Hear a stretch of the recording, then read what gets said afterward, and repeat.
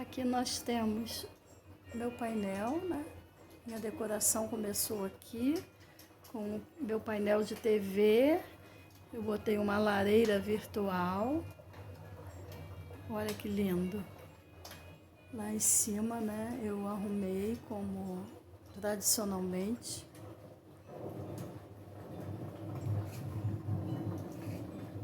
Olha que lindo.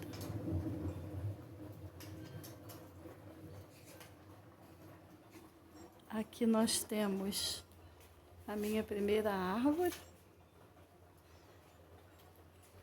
com o Papai Noel de cone que eu fiz, ó, um cone. Aqui nós tem aqui essa manta que fui eu que fiz, eu mesma fiz.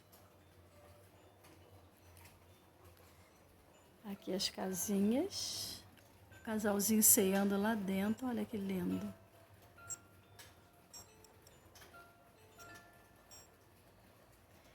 Aqui tem outra árvore.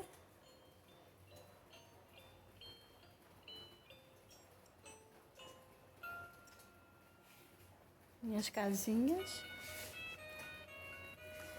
Esse palhacinho meu marido me deu esse ano, eu amei, olha que fofo.